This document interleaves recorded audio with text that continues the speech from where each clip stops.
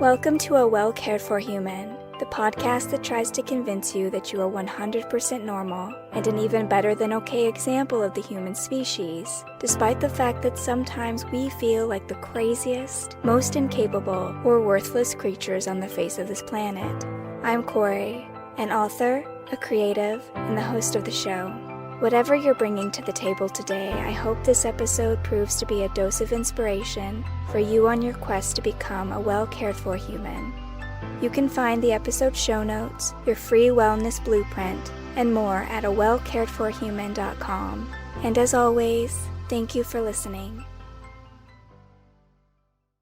Hello humans, it's your host Corey, and in this episode, which is episode 50, if you can believe it, we are going to look at the concept of the 4 pillars again. I thought this would be a good time to revisit what I introduced in episode 1, Why Doesn't Self-Care Work? I talked about the misconceptions of self-care, how it's largely been commandeered and repackaged by the wellness industry, and that's why these snippets of take a hot bath, relax, walk in the woods, this kind of soundbite advice doesn't usually work. It doesn't build us any kind of long-term emotional stability or sanity. And that's mostly because these ideas were taken piecemeal out of a larger context, and therefore it's harder to understand how to take care of yourself, how to have a healthy relationship with yourself. And I won't be rehashing all of the details of that in this episode, so if you want to revisit episode 1 to remind yourself what I'm talking about, please do so if you feel compelled. But rather today, I want to focus on what it means to have a good relationship with yourself. What's the big picture? Because so far, I've gone into a lot of topics. Every week, we talk about working with our minds or our emotions,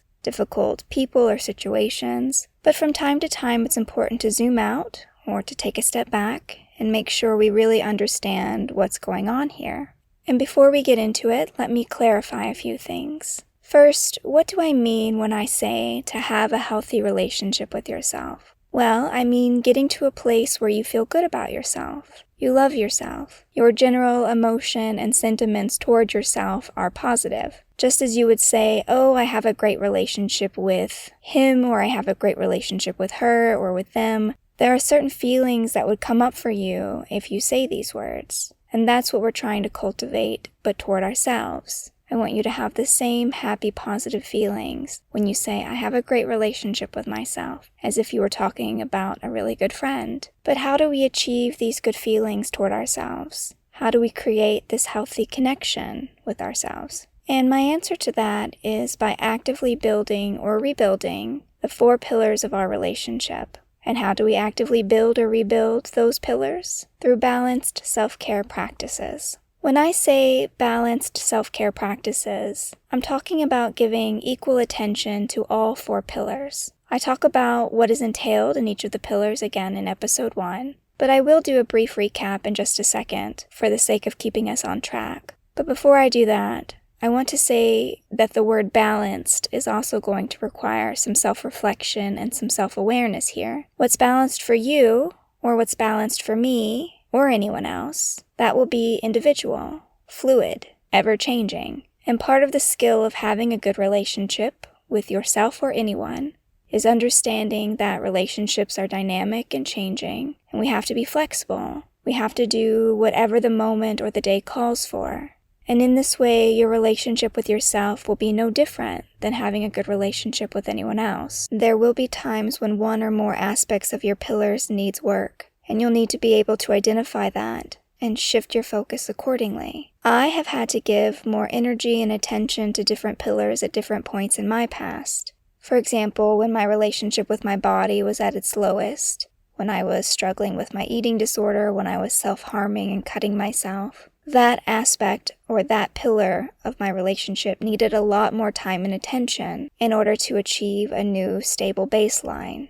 And if, like me, you're starting from the absolute bottom, all 4 pillars are in ruins, so to speak, I do recommend you starting with one pillar and getting it to a stable condition before moving on to another. It can sometimes be hard to give adequate attention when things are that intense across all areas of your relationship with yourself. But that said, things still crop up, and sometimes I still feel strain in that area of my life. I might catch myself doing something that feels a lot like disordered eating or talking bad about my body, and so I return my attention to it again and again as needed. It's a lifelong commitment, our commitment to ourselves. We are the only person we have every minute of every day of our lives, from birth until death and beyond. So a brief recap of the 4 pillars, for the sake of keeping us on track, would be a reminder that the first pillar is your relationship with your body. Your second pillar is your relationship with your mind and your emotions. And in case you don't recall, I'll say it again. Mind and emotions are one pillar because they so often feed each other.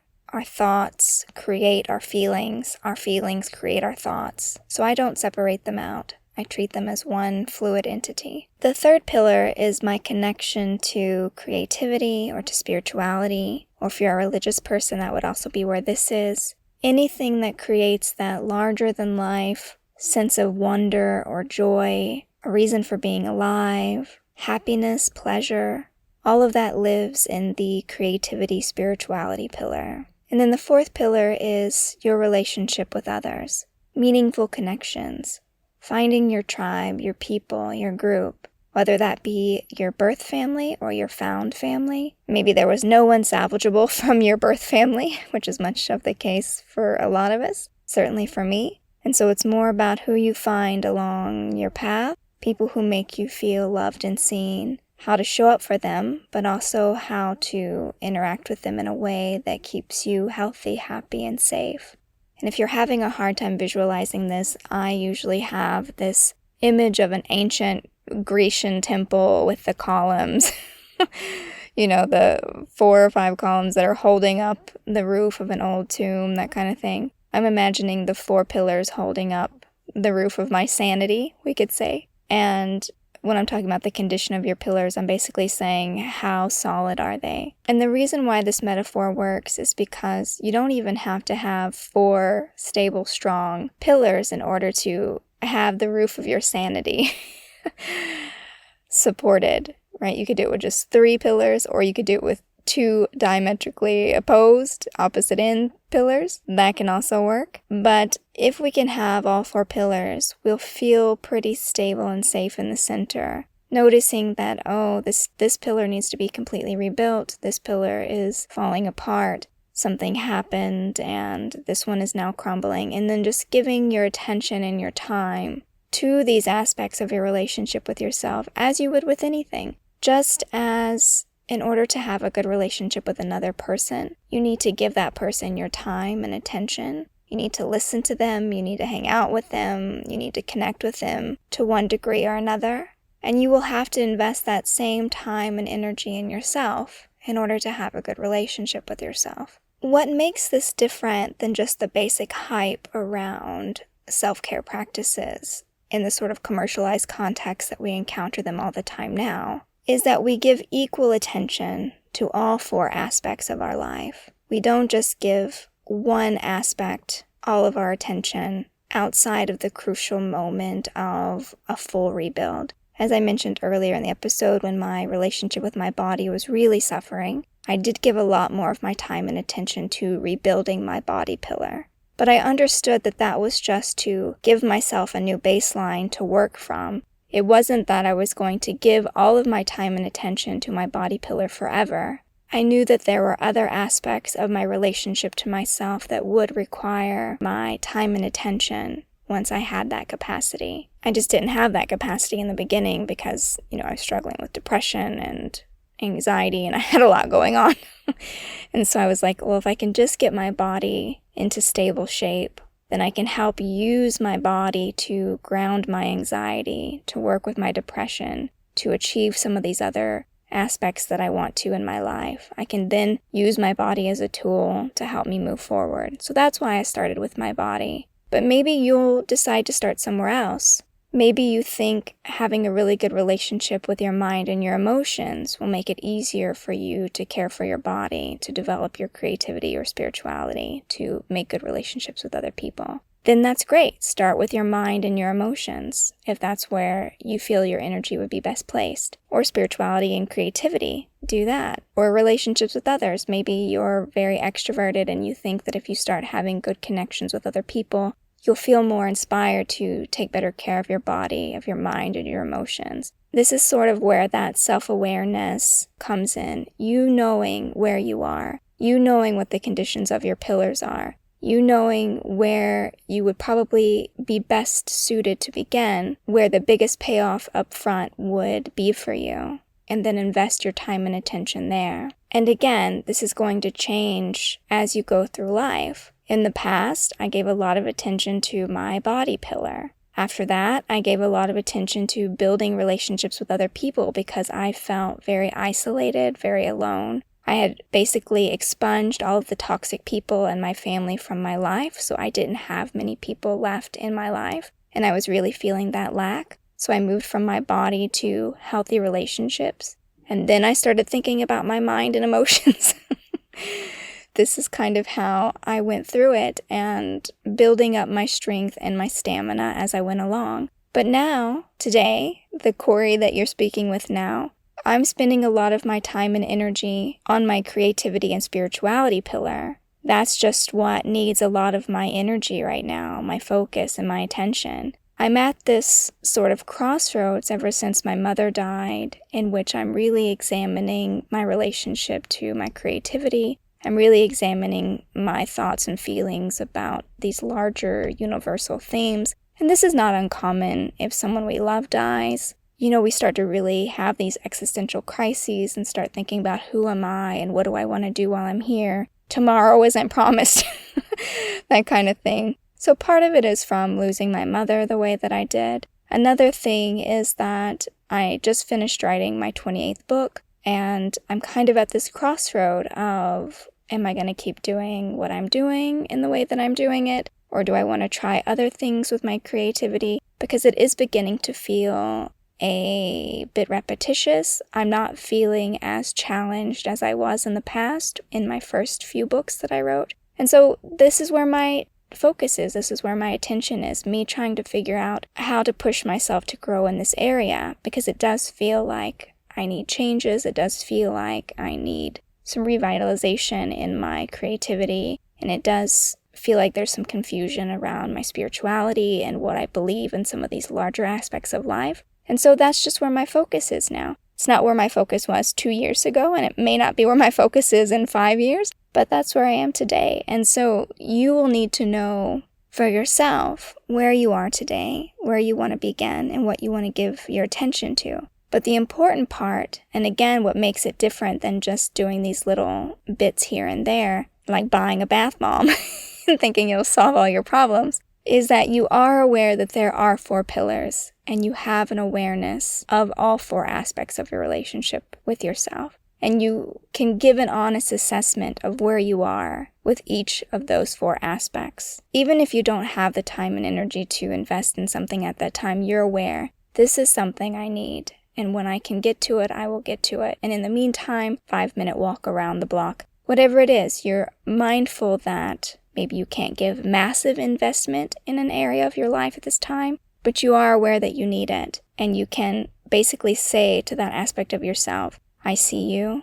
I know you need my time and attention, and I will come back for you. I promise. Like the Terminator. Is the Terminator too far out of date to be referencing the Terminator right now? I'll be back. But that's the kind of spirit, is that you are aware of all 4 aspects. You're not hyper-focused on one aspect, ignoring and neglecting completely the other ones. You are aware, and you will be taking measures to bring them into balance when you can, when you have the resources. And so how does that look like in motion? So for me, as I said, right now, a lot of my attention is on my creativity and my spirituality. And so I'm spending a lot more time thinking about the projects I want to do, trying things out. Right now, I'm in a modern art class and a photography class. I've got my Spanish lessons going. I'm doing a lot of journaling about my creativity, my spirituality. I'm doing a lot of sort of soul searching in this area, asking myself big questions. Just a lot of my focus is there. But I don't want to neglect the other aspects of my relationship with myself. So what am I doing in the other areas to keep me up to date? Well, for my body pillar, I'm continuing to work on the things I've already been working on, which is speaking kindly to my body, moving my body, walking, yoga, trying to lift weights when I can, things that I know make my body feel good. But most importantly, speaking kindly to my body when I do those things, taking good care of my body, drinking enough water, trying to eat healthy, that kind of thing, but also not falling into old traps that I'm used to. So for example, disordered eating. Anytime I want to make changes in my diet, sometimes I run into this old pattern of disordered eating because I have a history of an eating disorder. So I might try to get really restrictive, or I might start thinking kind of punishing thoughts about my body. So not doing any of that, just continuing to learn how to eat intuitively, what I want. If I'm gaining a little bit of weight that week, don't obsess about it. Don't tell myself I'm a piece of crap loser.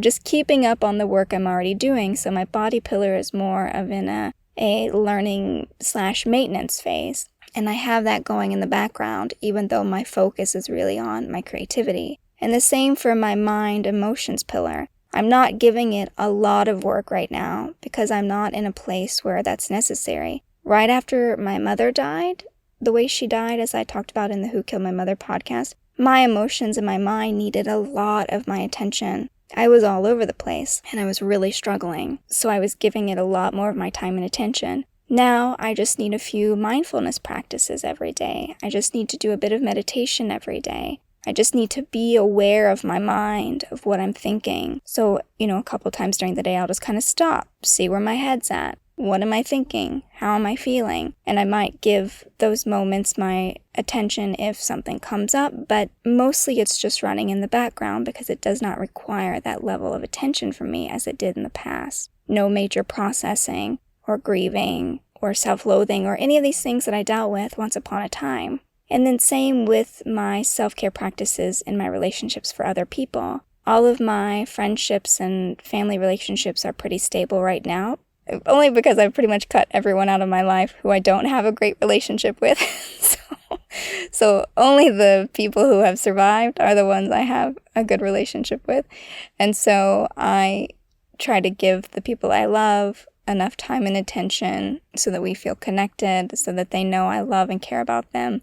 Things that you do for your friends and family to let them know that you care. Warm reciprocity, so to speak. And so that's what a healthy relationship with yourself looks like. It looks like equal attention to all four pillars, knowing that at different times in your life, one or more pillars might require more of your attention, depending on what you're going through. But if you're more in a building a relationship phase with yourself, because there are many times when we're at rock bottom, and we could have even had a good relationship with ourselves in the past, but then something horrible happened and that relationship really took some damage. I've had friends who struggle with addiction, for example, and maybe they had a pretty good relationship with themselves, but then something happened and they relapsed. And then they really started hating themselves again because of what happened. And they had to rebuild that relationship again. Things like that happen. So if you're in a rebuild, the best thing you can do is start with that honest assessment of where you are. Do you have a good relationship with your body? Do you have a good relationship with your mind and emotions? Do you have a good relationship with your creativity or your spirituality? Do you have healthy, loving connections with other people in your life? And it's okay to say no to every single one of those questions. And if you do, just ask yourself next, well, where do I want to begin? Which of these places do I think will offer me the most immediate relief? Because you might really be suffering.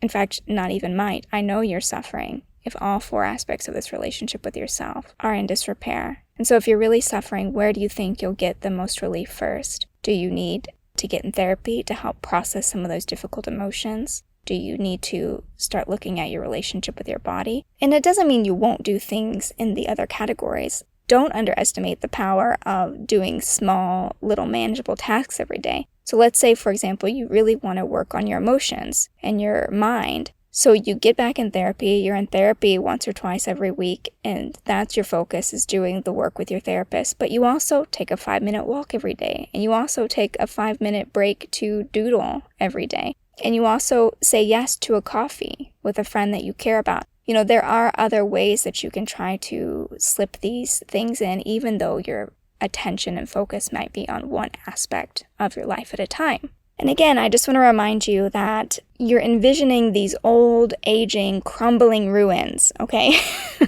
Those pillars are worn as hell. They've seen wars, invasions, the rise and fall of empires, but they're still standing. They are not perfect, and you are not aiming for perfection in your own relationship with yourself. You just want your pillars to be standing. They don't need to be fresh rock or whatever those columns are made of. What is it? Wait, I'm going to look it up. Limestone or tufa, whatever that is. Tufa. You don't need fresh tufa. And just do the best you can. Give yourself a break. Don't turn this into another way to punish yourself if you fall short. Go back and listen to my episode about is this self-care or self-punishment if you don't know what I'm talking about. So self-care, not self-punishment. You don't need to be perfect. You just need to start wherever you can and do your best with whatever you've got. And that is more than enough to have a great relationship with yourself. So, okay, dear human, that is all I had for you today. I just wanted us to take a step back and make sure that it was clear what this whole podcast is about. And to remind you of the larger picture that, yes, every week I come and share these topics, these issues, but it's in service of these different aspects of our relationship with ourselves. When I'm talking about the body, I'm talking about your relationship with your body. When I'm talking about dealing with the mind or emotions or working with triggers or however I frame it, I'm talking about that pillar, so on and so forth. So all 4 pillars together, that's what you're aiming for in order to feel like a well-cared-for human. This would also be a perfect moment to remind you that I have opened up the show to questions. So if you do have a pillar that needs a lot of work, or you have a particular sticking point that's interfering with your rebuild, you can email me at corey@coreyamstrom.com. That address is in the show notes of this episode. And I will do my best to offer any thoughts or ideas I have on that with which you are struggling. Otherwise, it is my sincerest wish that you found this episode helpful. And I will be back next week with another episode of A Well-Cared-For Human. And until then, please take good care of you. This episode of A Well-Cared-For Human was written and produced by me, Corey Marie. The music was by Late Night Feeler and Esther Abrami. If you like what I'm doing here, please consider visiting my Patreon. For as little as $1 a month, you get early ad-free access to the episodes, as well as a monthly patrons-only Q&A, bonus videos, and more. Not to mention that your Patreon support lets me know that you find value in the show and want it to continue. You can find me on Patreon by visiting www.patreon.com/Corey Marie. If you can't support the show financially, that is okay. You can still subscribe to the show, leave a review of the show, and recommend the show to your friends, not just the neurotic ones. All of this helps so much. And as always, thank you for listening.